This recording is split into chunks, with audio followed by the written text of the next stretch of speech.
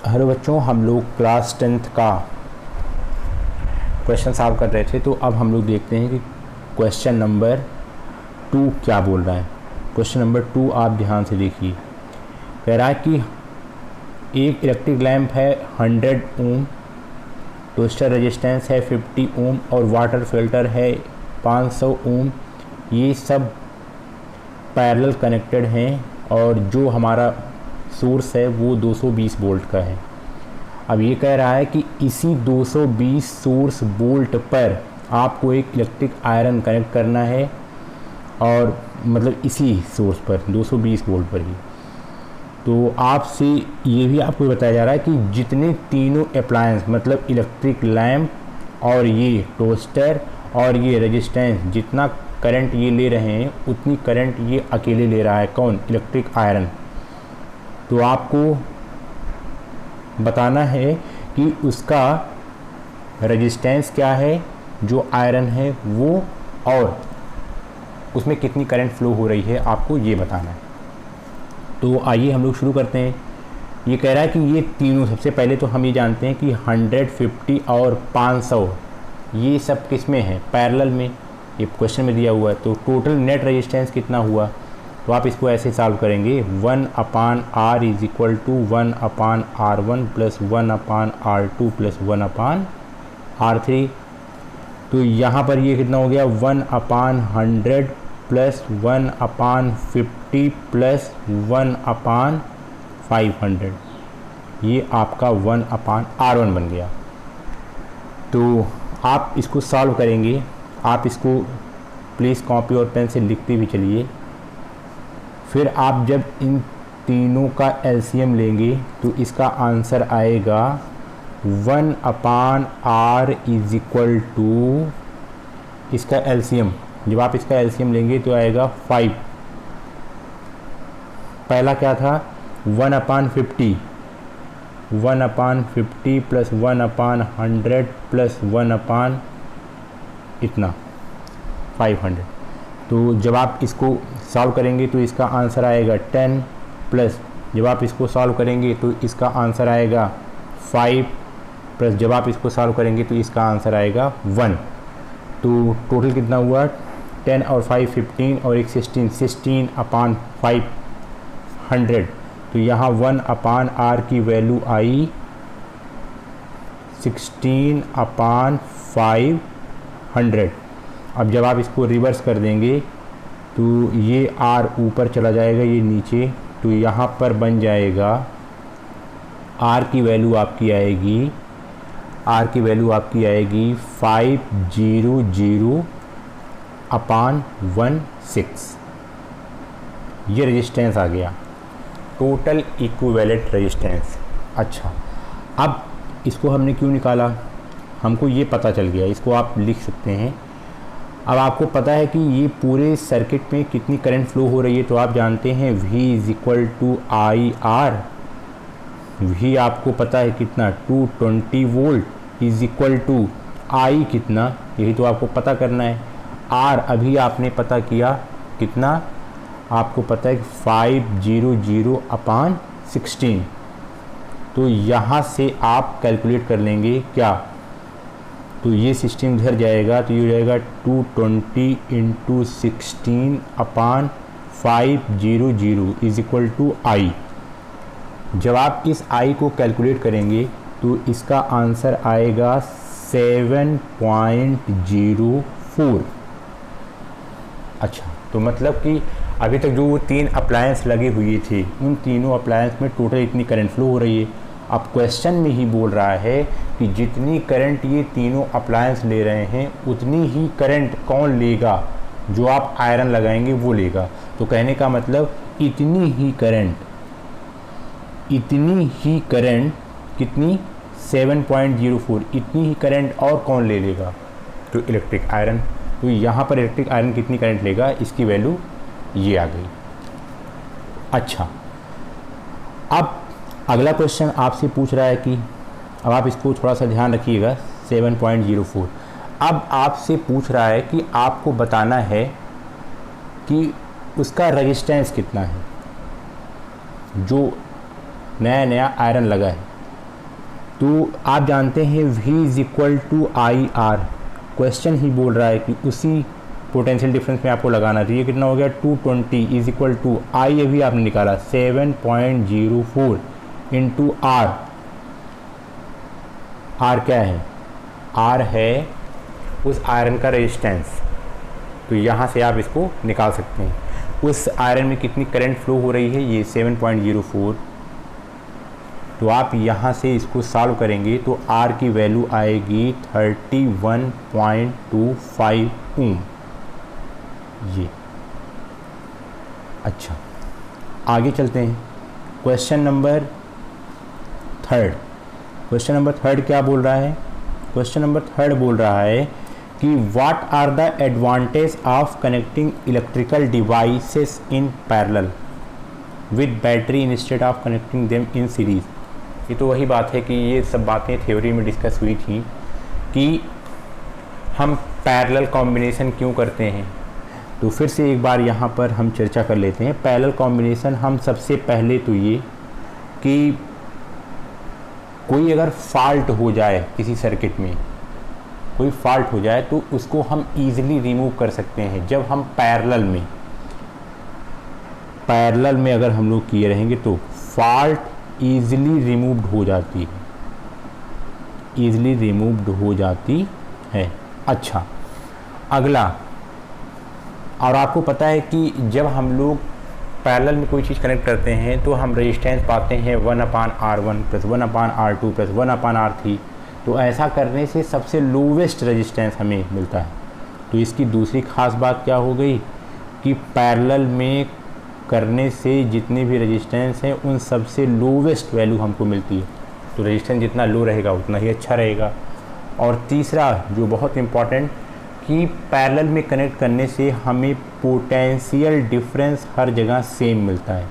Potential difference क्या होता है? सेम होता है। तो ये कुछ खास बात है। अगला क्वेश्चन कह रहा है कि how can 3 resistors of resistance 2, 3, 6 be connected to give a total resistance of 4 ohm. कह रहा है कि आप 2, 3, 6 को कैसे कनेक्ट करिए कि इसका जो टोटल रेजिस्टेंस आए वो 4 ओम आए। अच्छा, तो इसका ये तरीका है, ये मतलब कि आप ही इसमें ये क्वेश्चन सॉल्व होगा हिट एंड ट्रायल से। एक बार करेंगे, एक कॉम्बिनेशन लगाएंगे, फिर नहीं निकलेगा फिर दूसरे तरीके से करेंगे, फिर नहीं निकलेगा फिर तीसरी तरीके से उसको अरेंजमेंट करेंगे। तो ये आपके पास कई ऑप्शंस हैं। तो मैं डायरेक्ट आपको ये बता रहा हूँ कि जैसे अगर आपको इसको कनेक्ट करना है तो आप इसको ऐसे कह सकते हैं कि मान लीजिए कोई एक सर्किट है और यहाँ एक रेजिस्टेंस आपने लगाया, ये आपको पता है कि ये पैरेलल है, ये ऐसे, फिर ये ऐसे, ये आपने सर्किट कंप्लीट की, ये पॉजिटिव और ये निगेटिव। तो जो 3 और 6 है इसको आप इसमें रखिए पैरेलल में, और जो दूसरा है 2 इसको आप रखिए किसमें? सीरीज़ में। तो आप इसको ज़रा सॉल्व करिए। तो ये और ये पैरेलल में है, तो इसका मतलब इसका नेट कितना बन जाएगा? 1/3 प्लस 1/6। आपको पता है इसकी वैल्यू, इसका आएगा 6। ये कितना हो जाएगा? 2 प्लस 1, ये कितना हो जाएगा? 3/2। ये किसकी वैल्यू आई? सॉरी, ये आया 3/6। ये वैल्यू आई 1/R की। तो R की वैल्यू कितनी आई? ये रिवर्स हो जाएगा, 6 ऊपर चला जाएगा और 3 नीचे चला जाएगा। तो कुल मिलाकर के इसकी वैल्यू आई, R की वैल्यू आई 2। तो कुल मिलाकर के ये पूरा रेजिस्टेंस ख़त्म हो गया और ये एक रेजिस्टेंस यहाँ पर बना जिसकी वैल्यू थी अब 2। अब देखिए कोई करंट ऐसे गई, 2 में गई, फिर 2 में गई। आपको पता है ये और ये क्या है? सीरीज़ में। तो 2 और 2 कितना हो गया? 4। तो यही आपको आंसर लाना था। अच्छा, दूसरा क्वेश्चन कह रहा है कि बताइए 1 ओम कैसे आएगा। तो 1 ओम ऐसे आएगा कि आप इन सब को उठा करके किस में कनेक्ट कर दीजिए? पैरेलल में। पहला, दूसरा, तीसरा, ये ऐसे। तो ये कितना है 2, ये कितना है 3, ये कितना है 6, ये पैरेलल में है। तो आप इसी को आराम से सॉल्व कर लीजिए। इसको सॉल्व करेंगे तो आएगा 1/2 1/r equal to 1/2 plus 1/3 plus 1/6। इसका कितना आएगा 6, ये कितना हो जाएगा 3 प्लस 2 प्लस 1, तो ये कितना हो गया 3 2 5 और 1 6/6। तो ये कितना आया 1। तो 1/r की वैल्यू कितनी आई 1। इसको आप रिवर्स करेंगे तो r की वैल्यू कितनी आ जाएगी 1, ये, और यही आपको लाना था 1। तो अब हम लोग आगे चलते हैं। अगला क्वेश्चन क्या है, कह रहा है कि व्हाट इज द हाईएस्ट, दूसरा है lowest resistance that can be secured by combination of 4 coils of resistance 4 ohm 8 ohm 12 ohm 24। अब कह रहा है कि आपको इतना कॉम्बिनेशन दिया गया है, ये बताइए कि इसका सबसे मैक्सिमम क्या होगा। तो आपको पता है कि जब हम लोग किसी चीज़ को सीरीज़ में कनेक्ट करते हैं तो जो रेजिस्टेंस आता है जितना भी रहता है उसमें सबसे वो मैक्सिमम होता है। तो आप जब सीरीज़ में करेंगे तो इसका मैक्सिमम कितना हो जाएगा, तो ये R हो जाएगा ये 24 12 8 4। तो ये इसका आंसर हुआ आपका 48, सारा ऐड किया तो मैक्सिमम, ये आया मैक्सिमम। अच्छा, अब कह रहा है कि आप बताइए इसका मिनिमम कितना। तो मिनिमम भी आप जानते हैं, आप इसको पैरेलल में कनेक्ट कर दीजिए। 1/r is equal to 1/4 plus 1/8 plus 1/12 plus 1/24। जब आप इसको सही से क्या करेंगे कैलकुलेट, जब इसको आप कैलकुलेट करेंगे सही से तो इसका आंसर आएगा r इज इक्वल टू 2, ये आएगा। तो आप इसको समझ पा रहे होंगे। तो चलिए अब हम लोग आगे चलते हैं। आगे देखिए, अब है एग्जाम्पल नंबर 12.10। करा an electric iron consume at rate of 840 watt when heating is at maximum rate. मतलब जब वो मैक्सिमम पर किया जाता है तब वो 840।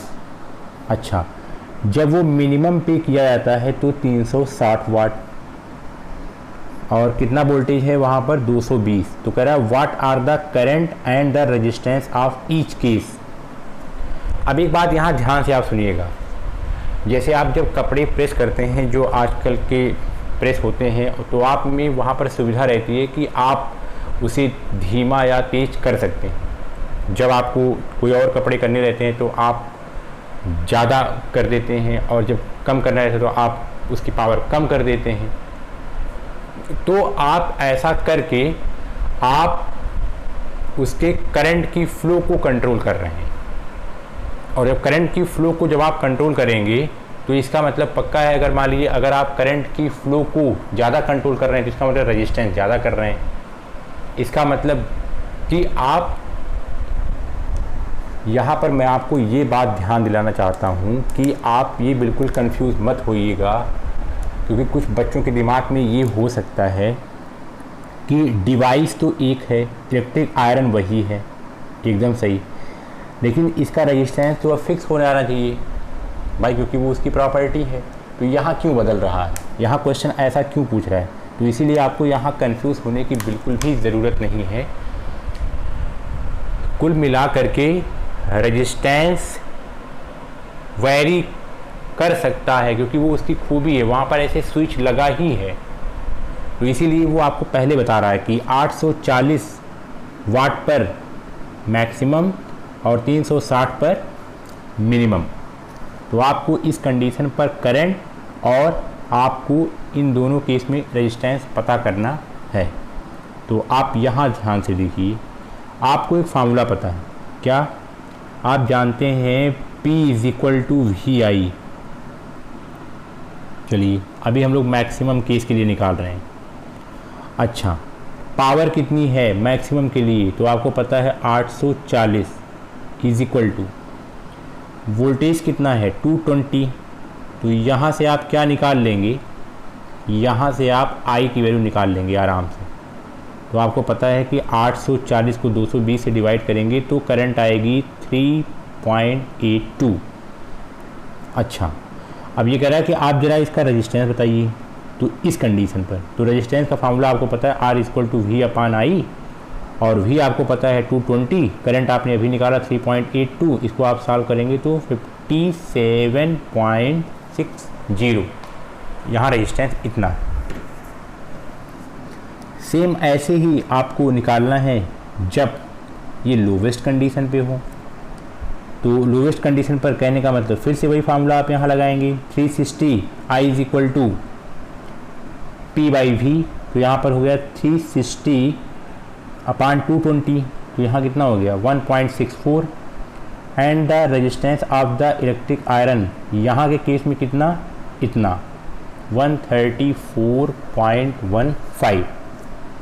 अब इधर आप ध्यान से देखिए, जब पावर लो थी तो यहाँ पर करंट कम है, इसकी कंपेयर में देखिए ये कम है, और करंट कम हो गई इसका मतलब उसका रेजिस्टेंस ज़्यादा हो गया।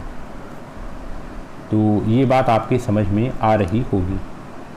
अच्छा, अगला क्वेश्चन आप देखिए ध्यान से, कह रहा है कि 100 joule of heat is produce each second in 4 ohm resistance.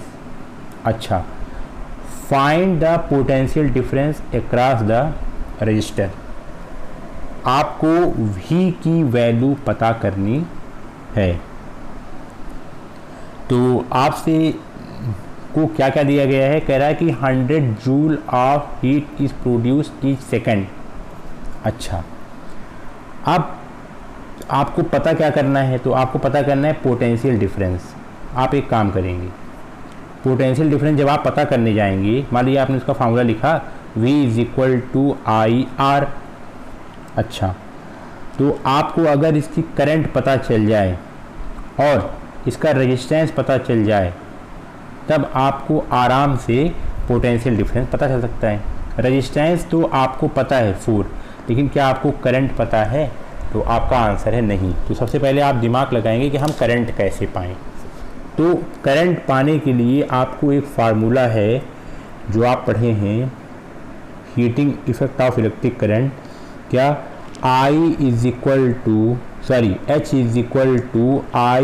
I²RT। ये बात आपके समझ में आ रही होगी। तो यहाँ से हमको क्या निकालना है, I। तो I को यहीं रखिए और इस सबको एक तरफ ले जाइए, तो ये हो गया, ये इधर आया, तो ये कितना हो गया H/R, और ये भी नीचे आया T, और ये स्क्वायर था तो ये ऊपर अंडर रूट लग गया, तो ये = I। ठीक है, आप बताइए हीट एनर्जी कितनी है, तो आपको पता है हीट एनर्जी है 100 जूल, क्वेश्चन में दिया गया है। आप यहाँ देखिए, ये फार्मूला आपने ये अंडर रूट यहाँ पर लगा दिया, ये जो मैंने किया था वो यही किया है। अब यहाँ पर H कितना है, हीट एनर्जी 100 जूल, अपान रेजिस्टेंस कितना है 4, मल्टीप्लाइन में ये क्या है टाइम, तो 1 सेकंड के लिए। तो यहाँ पर करंट कितनी निकल गई, तो आंसर है 5 एम्पियर। तो आप यहाँ पर जब V = IR लगा रहे थे तो आपको R तो पता था 4, लेकिन I नहीं पता था, लेकिन अब आपको I पता चल गया, तो यहाँ आपने 5 से मल्टीप्लाई कर दिया, तो ये कितना हो गया 20 वोल्ट।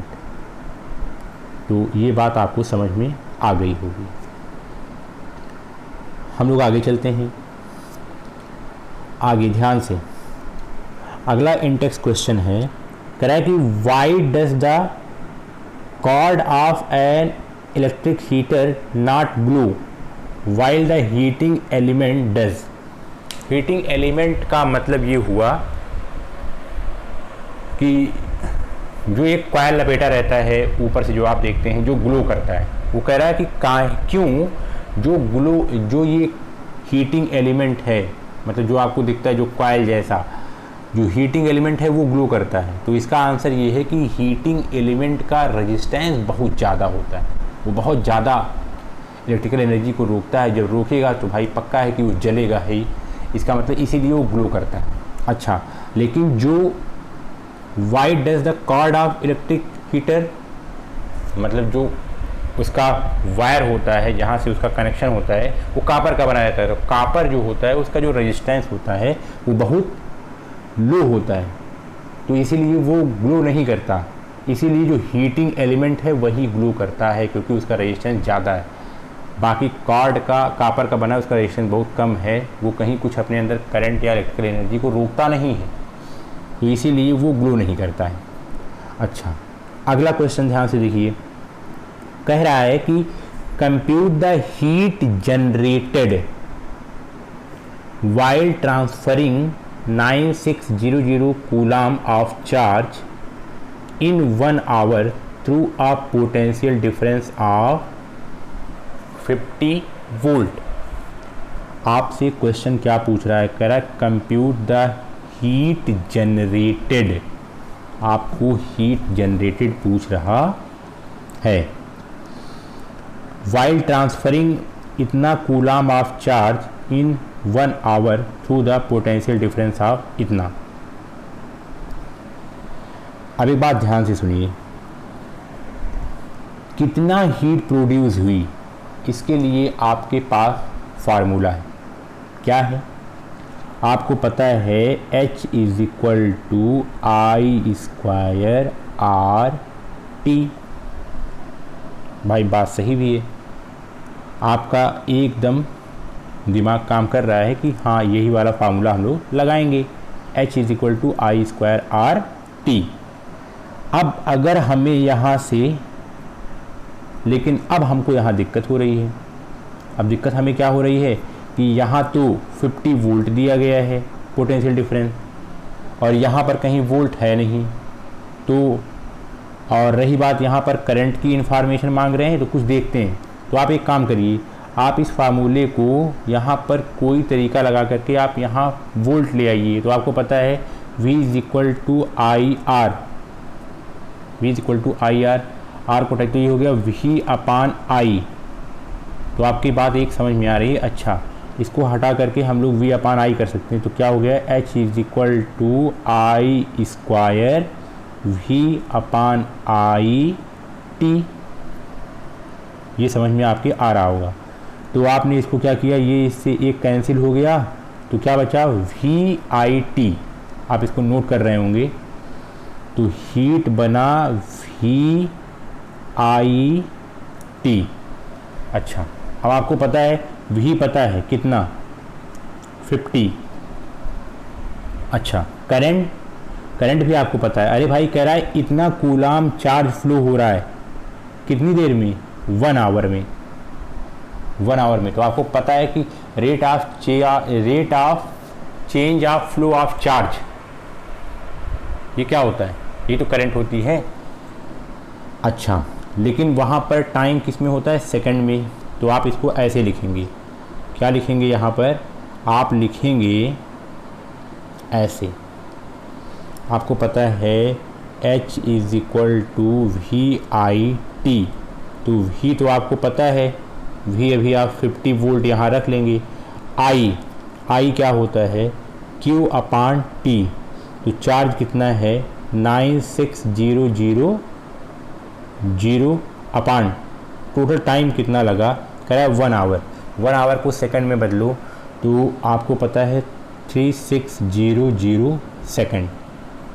ये कूलम, ये किसकी वैल्यू हो गई, तो आप कहेंगे ये आई की वैल्यू हो गई, ये आई की वैल्यू है। अच्छा, मल्टीप्लाइड, अब कह रहे बताइए वो कितने टाइम तक फ्लो हो रहा था, ये भी टाइम तो यहाँ काउंट होगा। तो आप कहेंगे इसको 36 बाई 1 घंटे तक, इसका मतलब 3600 सेकंड तक। तो तो ये और ये कैंसिल आउट हो गया, क्या बचा? आप इसको ऐसे देख सकते हैं, आपने लिखा है H is equal to VIT, V कितना 50 वोल्ट इंटू I कितना, तो आप कहेंगे 96000 अपान 3600 सेकेंड इंटू टाइम कितना 1 आवर, मतलब वही 3600 सेकेंड। तो ये से ये कट गया, को मिला के आपने इसको मल्टीप्लाई करना है, और आप जब इसको आराम से मल्टीप्लाई कर लेंगे तो यही आपका आंसर हो जाएगा।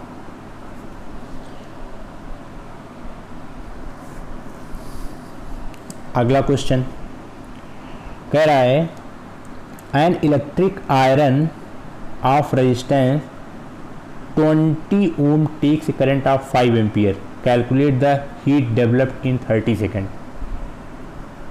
अच्छा, आपको कह रहा है हीट निकालना है, तो आप हीट का फॉर्मूला तुम लिखिए H is equal to I square RT।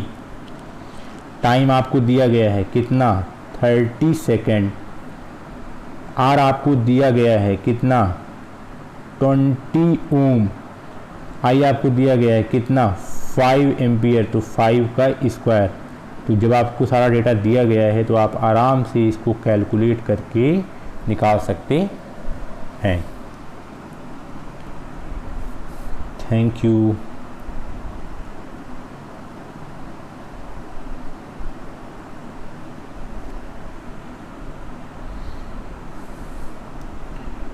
अगला क्वेश्चन देखिए, कह रहा है an electric bulb is connected to a 220 volt generator. अच्छा, एक बल्ब इतने जनरेटर में लगाया गया, द करेंट इज इतना एम्पियर। कह रहा है what is the power of bulb. कह रहा है पावर ऑफ बल्ब क्या होता है, तो आपको पावर के कई फार्मूले पता हैं, लेकिन इन्फॉर्मेशन यहाँ पोटेंशियल डिफरेंस और आई के टर्म में, तो क्या आपको पावर का पोटेंशियल डिफरेंस और आई के टर्म में कोई फार्मूला पता है? तो आपका आंसर है yes, P is equal to VI। ये देखिए, ये आपको पता है, V आपको पता है 220 वोल्ट, करंट कितना है 0.5 एम्पियर, तो ये कितना हो गया 110 जूल पर सेकेंड, और जूल पर सेकेंड को हम लोग क्या बोलते हैं वाट, तो 110 वाट, ये इसकी इतनी पावर हुई। चलिए हम लोग आगे चलते हैं। अगला क्वेश्चन देखिए ध्यान से, कह रहा है कि एन इलेक्ट्रिक रेफ्रिजरेटर रेटेड 400 वाट, 400 वाट, मतलब आपके पास एक फ्रिज है जिस पर 400 वाट लिखा है, वो 400 वाट का है, और वो पर डे 8 एक दिन में वो पर डे 8 घंटा चलता है। ठीक है, कह रहा है कि what is the cost of energy to operate 30 days at 3 per kilo watt hour. कह रहा है कि 1 किलो वाट आवर। अब इसको आप ध्यान से इस क्वेश्चन को ऐसे देखिए,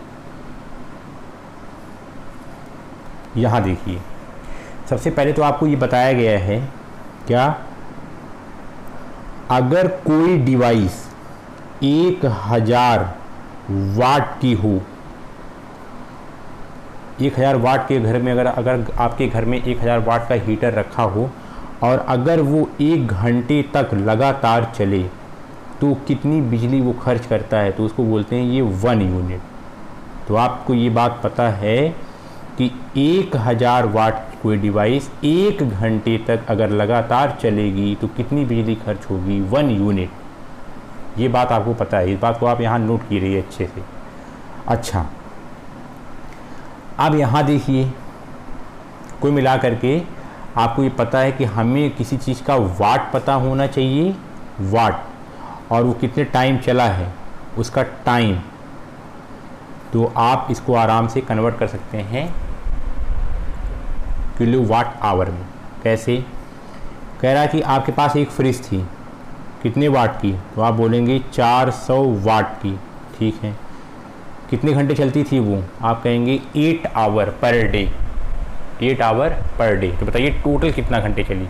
अगर एक घंटे में एक दिन में अगर वो 8 घंटे चल रही है, तो आप बताइए कि 30 डेज में कितने तो आप कहेंगे 8 मल्टीप्लाइड बाई 30, मतलब ये हो गया 240 आवर। इसका मतलब इसको आपने मल्टीप्लाई कर दिया 240 आवर से। ये बात आपके समझ में आ रही होगी। तो कुल मिलाकर के ये जब आपने इसको सही से कैलकुलेट किया तो कुल मिला के आप इसको मल्टीप्लाई कर सकते हैं 400 मल्टीप्लाई 24 0 वाट आवर। ये कोई एक नंबर है ये। मतलब हम ये जानना चाहते हैं कि इतने वाट आवर में आखिर कितनी यूनिट बनी। अब इधर देखिए, आपको एक बात पता है क्या? 1000 वाट आवर में 1 यूनिट होती है। ये फार्मूला आपको पता है। 1 में कितने होती है? तो आप कहेंगे 1/1000 यूनिट। अच्छा, कितना वाट आवर आपको दिया गया है? तो अभी आपने 400 मल्टीप्लाइड बाई 240 वाट आवर में कितना, तो आप इसको यहाँ से मल्टीप्लाई कर देंगे। क्या लिखेंगे? या आप इसको यहाँ पे ऐसे याद रखे रहिए। तो आप यहाँ लिखेंगे 1/1000 इंटू 400 इंटू 240। ये तो ये कुल मिलाकर के आपका क्या निकल के आया? तो ये जब आप इसको आराम से सॉल्व करेंगे तो ये आपका निकल के आया इतनी यूनिट, इतनी यूनिट। अच्छा, अब आपसे पूछ रहा है इतनी यूनिट। अब 1 यूनिट का रुपया 3 रुपया बता रहा है। 1 यूनिट का कितना रुपया बता रहा है? 3 रुपया। और जब अगर आप इसको मान लीजिए, मैं कहता हूँ कि अगर आपने इसको सॉल्व किया, अगर आपने इसको सॉल्व किया तो इसका आंसर आता है 96 आएगा। 96 यूनिट। कितना आएगा? 96 यूनिट। तो 1 यूनिट का दाम 3 रुपया, तो 96 यूनिट का दाम कितना रुपया?